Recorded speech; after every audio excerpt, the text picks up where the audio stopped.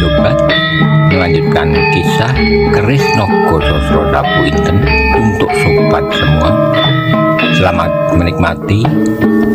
Salam bahagia dan sejahtera untuk Anda keluarga. Salam budaya.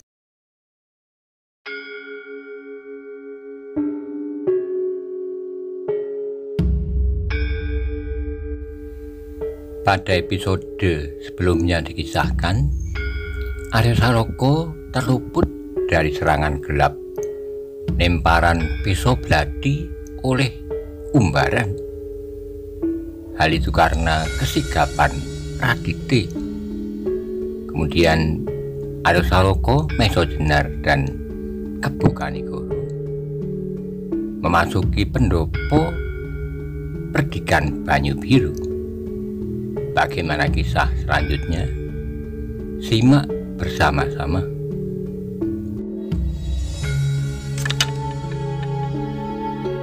Kemudian terdengarlah Kebo Kanigoro bergumam perlahan-lahan, "Widuri, apakah yang terjadi? Bukankah kalian selamat?" Widuri tidak senakal dan semanja biasanya. Kini benar-benar ia berusaha menempatkan diri. Karena itu ia menjawab perlahan-lahan, "3 hantu bertemu di sini, Ayah. Ditambah seorang lagi yang datang bersama salah seorang dari hantu-hantu itu." Kebo Kanigoro menarik napas. Ia menjadi ragu. Apakah yang harus dilakukan? Tetapi di samping itu, ia pun bersyukur kepada Yang Maha Agung bahwa anak serta sahabat-sahabatnya telah diselamatkan. Berbeda dengan Mesojenar, ia telah memiliki beberapa pengetahuan yang lebih banyak daripada Kebo Kanigoro. Ia telah mengenal lebih dalam mengenai pasingsingan. Karena itu cepat otaknya bekerja dan menemukan pemecahan dari teka-teki yang dihadapinya. Teringatlah ia kepada ketiga murid pasingsingan yang bernama Radite, Anggoro, dan Umbaran. Teringatlah ia kepada 2 orang petani yang bernama Paniling dan Darbo di Pudak Pungkuran. Karena itu Mesojenar segera mengetahui bahwa kedua orang berjubah abu-abu di antara mereka adalah Radite dan Anggoro, dan yang lain adalah Umbaran. Mesojenar juga memastikan bahwa yang bertempur melawan Surosarung itu adalah salah seorang dari kedua petani dari Pudak Pungkuran itu. Dan yang bertempur di antara 2 orang yang berpakaian mirip itu adalah Umbaran melawan salah seorang saudara perguruannya. Tetapi yang manakah di antara keduanya yang bernama Radite dan yang manakah yang Umbaran? Karena itulah kemudian Mesojenar berbisik kepada Kebo Kanigoro, "Kakang, ingatkah Kakang kepada 2 orang petani di Pudak Pungkuran?" "Ya," saut Kebo Kanigoro. Sebenarnya ingatannya pun mulai merayap kepada kedua orang petani itu. Karena itu pertanyaan Mesojenar telah mendorongnya pada suatu kepastian tentang 3 orang hantu berjubah abu-abu itu.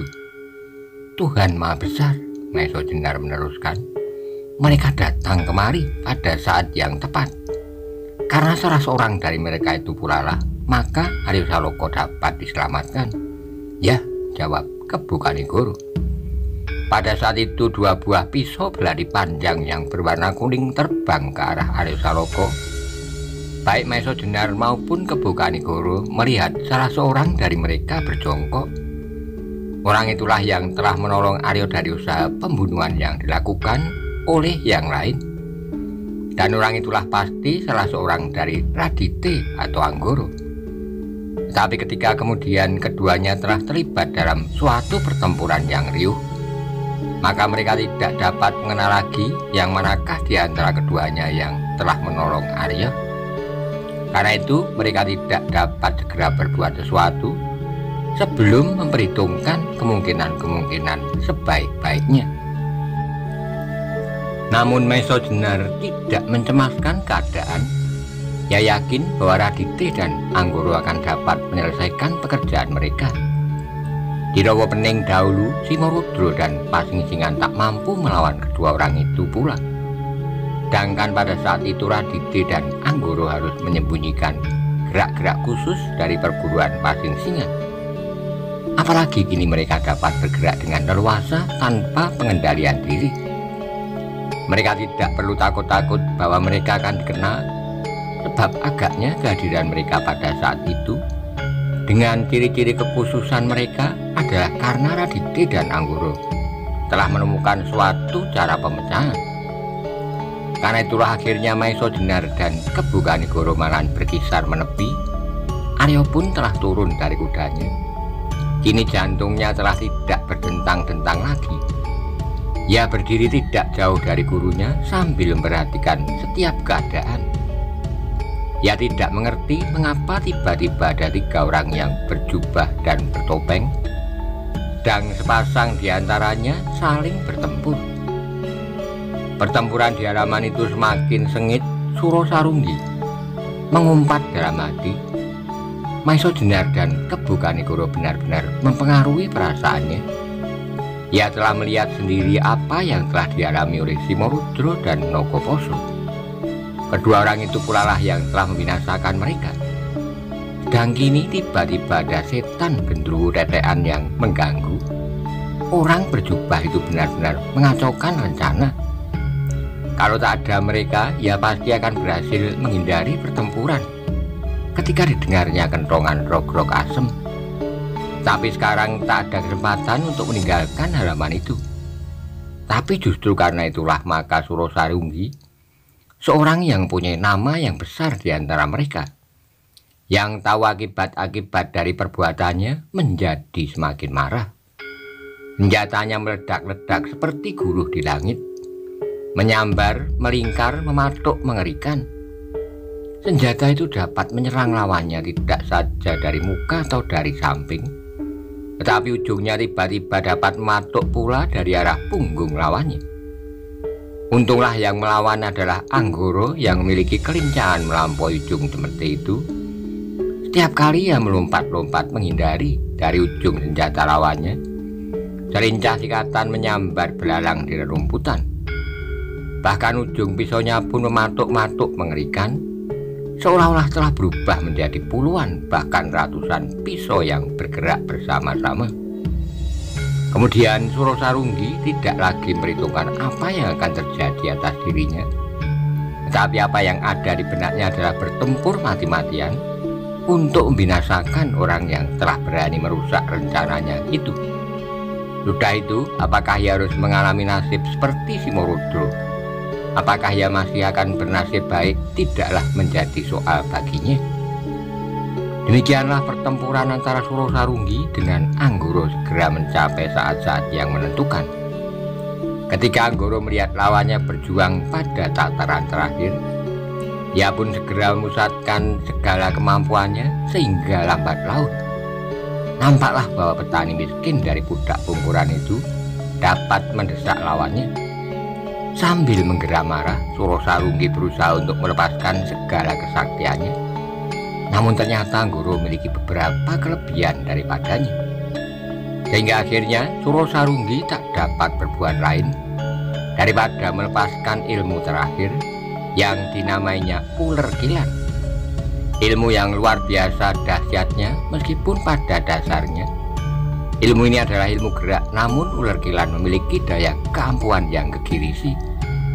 Sentuhan-sentuhan ilmu ini dapat menyebabkan lawannya menjadi nyeri dan panas, seperti tersentuh oleh ulat yang paling berbahaya berlipat seperti tersentuh oleh bisa ulat yang paling berbahaya berlipat 1000. Dengan berteriak nyaring, Surosarunggi melenting tinggi, kemudian menyambar lawannya dengan tangannya yang mengembang, sedang tangannya yang lain masih juga mempermainkan cambuknya yang meledak-ledak mengerikan. Anggoro yang melihat perubahan gerak lawannya segera mengetahui bahwa orang yang berkepala besar itu telah melepaskan ilmu terakhirnya. Karena itu ia pun melontar mundur beberapa langkah untuk mengambil jarak. Sebab sudah pasti untuk melawan ilmu sakti itu, ia pun harus mempergunakan rangkapan pula. Surosarunggi kemudian bertempur benar-benar seperti ular kilan. Jauh berbeda dengan gerak-gerik sebelumnya, ia melenting-lenting dari satu tempat ke tempat lain. dengan loncatan-loncatan panjang. Kemudian kembali ia menyerang dengan telapak tangannya, disusul dengan ledakan cambuknya memecah desir angin malam. Akhirnya Anggoro pun tak mempunyai pilihan lain dalam saat ia telah berhasil membangun diri dalam kekuatan rangkapannya. Ilmu yang disusunnya bersama-sama dengan kakak seperguruannya, Radite. Berdasarkan ilmu yang diterimanya dari gurunya, ilmu yang tak kalah ampuhnya, yang dinamai Naga Angkasa. Tiba-tiba Anggoro dalam pakaian pasing-singan itu mengembangkan tangannya seperti seekor burung Garuda. Jubahnya seolah-olah menjadi sayap-sayap yang selalu bergerak-gerak ditiup angin. Dalam kesigapan tertinggi, ia menanti lawannya menyerangnya kembali. Demikianlah kedua orang itu bertempur dalam tingkatan terakhir. Suro Sarunggi menjadi heran kenapa pasing-singan tidak melepaskan Aji Gelap Ngampar atau Alas Kobar, tapi ia lebih senang melawan ilmunya dengan ilmu gerak pula. Namun Naga Angkasa pun membawa udara yang aneh, yang seolah-olah mempengaruhi kesadaran lawannya. Naga Angkasa tidak sepanas Alas Kobar, namun pengaruhnya jauh melampauinya, sehingga dengan demikian terasa bahwa ilmunya sendiri, ular kilan, menjadi susut daya kemampuannya. Meskipun demikian, Suro Sarunggi bukan tokoh yang baru lahir kemarin sore. Berpuluh-puluh tahun ia menekuni ilmunya. Karena itu, didesaklah ilmu itu sampai tapis. Dengan demikian, maka perlawanannya pun menjadi bertambah sengit. Namun kembali kepada sumber kekuatan yang kasat mata maupun yang tidak kasat mata. Bagaimanapun setan dan iblis berusaha membangun kerajaan dengan dalih apapun, namun akhirnya kekuasaan Tuhanlah yang akan menang, dan akan mulailah kerajaan surga yang abadi.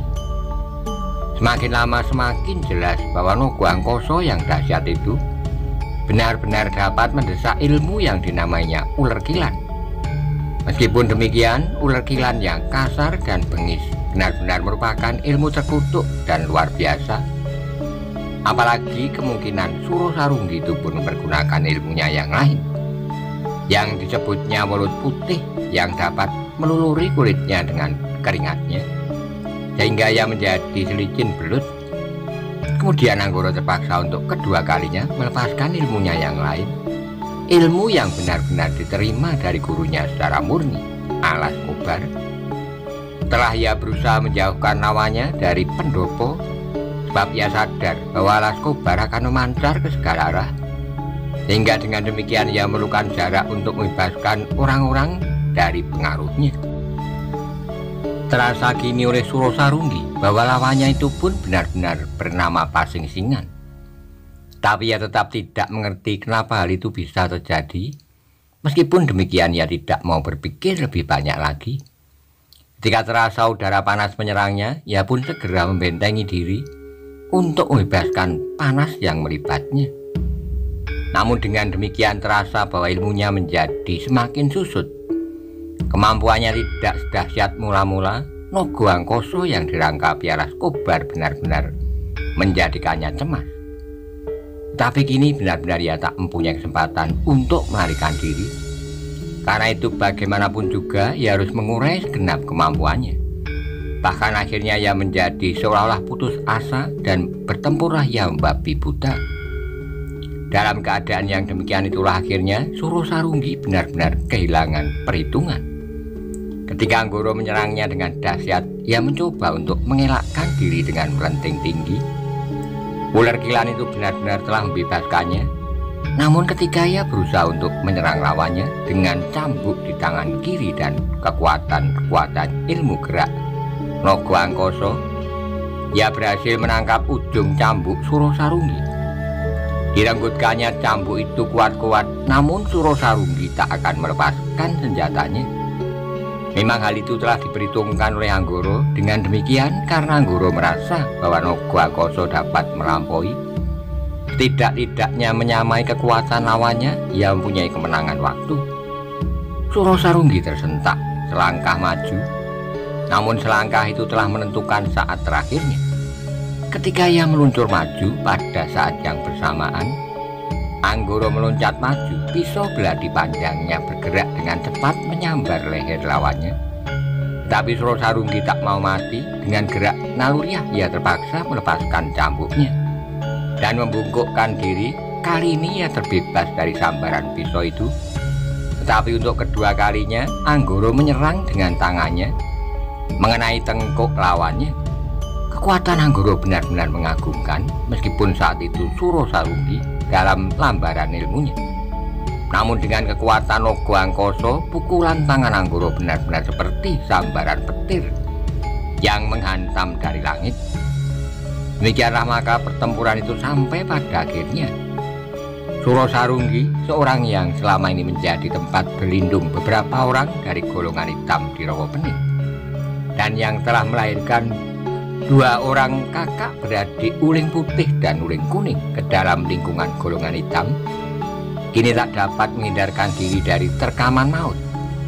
Karena pukulan tangan Anggoro yang berlambaran ilmu dahsyat itulah, maka terdengar gemeretak tulang lehernya. Sekali ia menggeliat dan melenting tinggi. Kemudian ia terjatuh beberapa langkah dari lawannya. Meskipun demikian ia masih berusaha berdiri dan dengan mata yang merah menyala ia mengumpat dalam bahasa kasar, "Setan belang, iblis laknat, terkutuklah kau oleh jin dan peri." Kemudian Surosarunggi kehilangan segenap kekuatannya. Ia tak dapat mengumpat-umpat lagi. Bahkan akhirnya ia terhuyung-huyung dan kemudian jatuh diam. Maut telah merenggutnya dari kehidupan yang penuh dengan noda-noda hitam. Suaranya yang kasar dan keras itu telah mempengaruhi suasana di halaman itu. Semua orang menoleh kepadanya. Agak jauh di depan gelap mereka melihat orang berjubah itu berdiri tegak. Beberapa langkah di hadapannya terkapar lawannya. Mantingan dan Wirosobo melihat peristiwa itu seperti peristiwa-peristiwa rentetan kejadian yang mengambang dalam hatinya. Ia menyaksikannya dengan perasaan yang kosong setelah hatinya terampas oleh ketegangan yang terus-menerus. Meskipun demikian, sesuatu mancar di dalam dada mereka. Ketika melihat Surosarunggi jatuh tersungkur, menyalalah kelegaan di dada mereka. Sedang Roro Wilis dan Indang Widuri kini telah benar-benar menjadi tenang. Mereka telah dapat menilai keadaan dengan baik. Mereka telah dapat meyakinkan diri mereka bahwa Surosarunggi dan Pasingsingan yang datang bersama hantu Rawapening itu pasti akan dapat dikalahkan. Kehadiran Maisodenar dan Kebo Kanigoro dapat menjadi kunci penyelesaian apabila kedua orang berjubah yang lain tak mampu memenangkan pertempuran. Juga apabila kedua orang bertopeng yang tak mereka kenal itu akhirnya akan mengambil alih perbuatan-perbuatan kedua orang yang lain. Apalagi kemudian mereka melihat bahwa salah seorang dari dua orang yang menggoncangkan hati mereka telah dapat dikalahkan. Pasingsingan Guru Lowoijo itu pun tak kalah terkejutnya mendengar sahabatnya mengumpat-umpat. Dengan satu lompatan panjang, Guru Lowoijo melontar ke samping untuk mendapat waktu melihat apa yang terjadi atas Surosarunggi. Lawannya pun tidak melihat bagaimana sahabatnya itu jatuh tersungkur di tanah untuk kemudian tidak bangun kembali. Terdengarlah humbaran menggeram, suaranya bergulung-gulung di belakang topengnya yang kasar. Kemudian terdengarlah ia berteriak putus asa, "Ayo, majulah bersama-sama, Radite, Anggoro, Maisodenar dan kawanmu itu. Bersama-sama mati pula lah Mantingan dan perempuan-perempuan yang tak tahu diri. Inilah humbaran, tak akan mundur setapak." Suaranya menggelegar seperti suara guru yang mengumandang di lembah yang berawa itu. Namun di balik suara yang garang itu terasa betapa kecemasan dan keputusasaan menguasainya. Anggoro masih berdiri di tempatnya, namun ia telah memutar tubuhnya. Maisodenar dan Kebo Kanigoro masih tegak seperti patung. Dan Radite yang langsung berhadapan dengan umbaran itu pun belum juga bergerak. Bahkan kemudian terdengar Radite itu berkata, "Umbaran, Anggoro terpaksa membunuhnya." "Persetan dengan Surosarunggi," jawab umbaran. Maisodenar dan Kebo Kanigoro menarik napas dalam-dalam. Mereka kini tahu dengan tepat bahwa yang bertempur dengan Umbaran adalah Radite, dan kini mereka telah dapat membedakan yang mana Radite dan yang mana Umbaran.